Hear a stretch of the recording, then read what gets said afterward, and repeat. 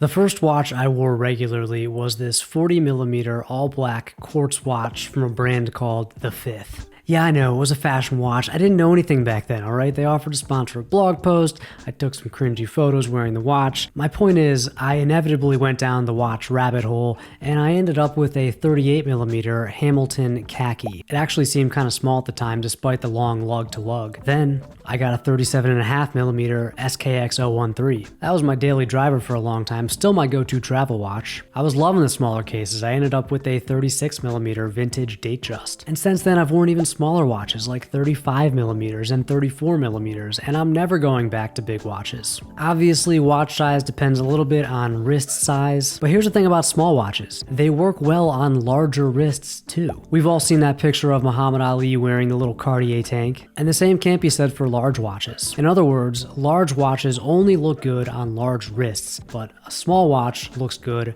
on any wrist. And I see guys all the time asking on Reddit, does this watch look too big for me? And the answer is almost always yes. And if you're wondering whether or not a watch is too big for your wrist, it probably is. So I'm on a mission to convince guys that when it comes to watches, size does matter and bigger is not always better. So in this video, I'm going to give you 6 reasons why I love wearing smaller watches. Okay, the first reason why I love wearing smaller watches is because I have smaller wrists. You know, my wrists are like 6.3 inches around at the widest point.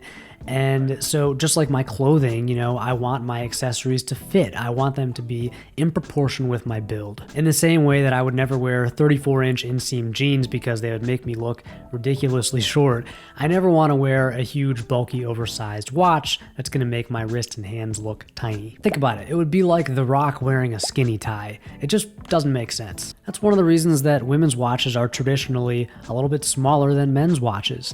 In general, women have smaller wrists and hands than men do, and so manufacturers make sure that their watches are a little bit smaller, in proportion. So I like wearing smaller watches that make sense on my frame, regardless of what's currently on trend. Speaking of trends, reason number 2 is that fashion watches tend to be huge. Now, fashion watches include everything from cheap internet brands like Movement and Daniel Wellington to department store mainstays like Michael Kors and Tommy Hilfiger. These fashion watches are typically made in China. They're usually powered by cheap quartz movements. They're almost always oversized, like at least 42mm, even all the way up to 50mm or bigger. And there's no reason for them to be so large. In other words, they're artificially oversized, except for these brands are trying to market them as masculine. Think about it. Why would a minimalist watch that has no complications, that's powered by a tiny little quartz movement, need to have a 44mm case? It doesn't make any sense. It's like a huge car with a tiny engine.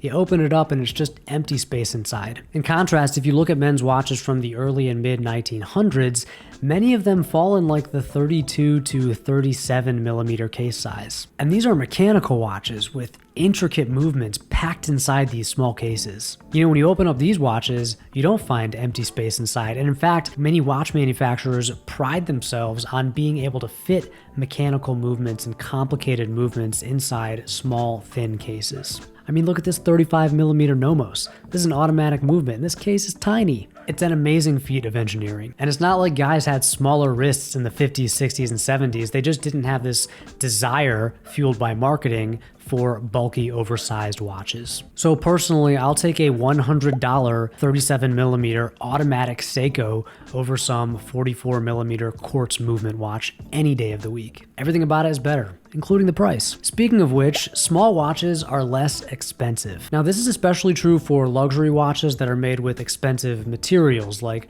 proprietary steel or titanium or precious metals like gold. A smaller watch requires less material, so it's cheaper to produce. Look at the vintage Rolex market, for example. 2 of the cheapest Rolexes that you can buy are the 34mm Date and the 34mm Air King. You know, the 36mm Datejust isn't that much more expensive. Now you compare these to the larger Submariners and the Explorer 2s and the GMTs. I mean, those are way more expensive than their smaller brothers. So the correlation between size and price is real.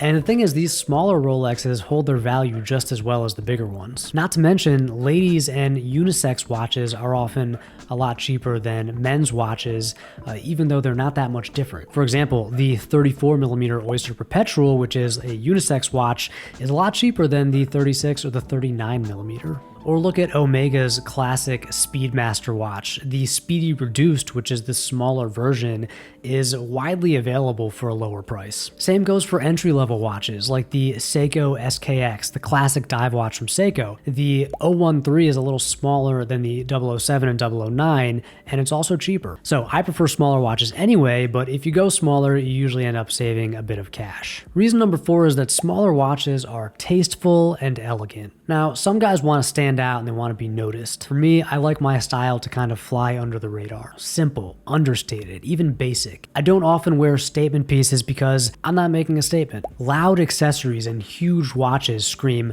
"Look at me," but a small, low-profile watch just whispers, "Come a little closer," if you'd like. That's much more my speed, especially nowadays in a sea of ugly, oversized fashion watches that you see all the time. I think a smaller watch is just more tasteful than ever. So if you want to set yourself apart from the pack in a classy way, go small. Reason number 5 is that small watches are timeless. Now, I know the idea of timeless style is a little bit inaccurate. Nothing we wear right now is still going to be cool in 500 years. Even the suit and tie is going to be replaced by some nanotech athleisure jumpsuit. But as far as watches go, small and medium-sized watches tend to have more staying power. A 44mm fashion watch is going to look absolutely ridiculous in 10 years if it's still running. But a 38mm Hamilton Khaki, that's going to look really good. That's going to age like top shelf bourbon. A 36mm vintage Rolex, that's going to look as good in 25 years as it did 25 years ago. 34mm Seiko Presage or a little 36mm Orient Bambino dress watch.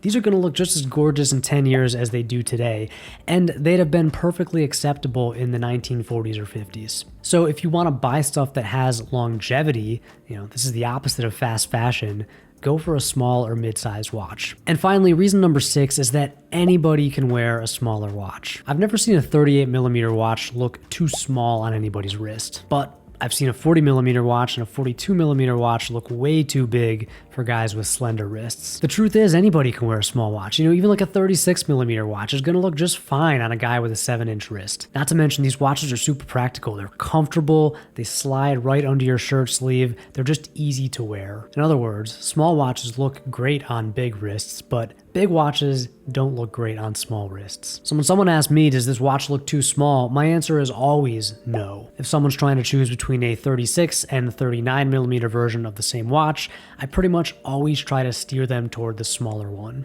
I don't know why guys are so paranoid about watch size. It's like in our heads, it's correlated with masculinity or something. And, the size of your watch, the size of your wrist, your hands, the size of you has nothing to do with manliness. And when I see a big guy wearing a small dress watch, I have nothing but respect for him. To me, that's just a sign of confidence. That guy is clearly comfortable with his appearance. But when I see any guy wearing some 50mm, blingy watch, I don't know, I can't help but think that he's trying too hard.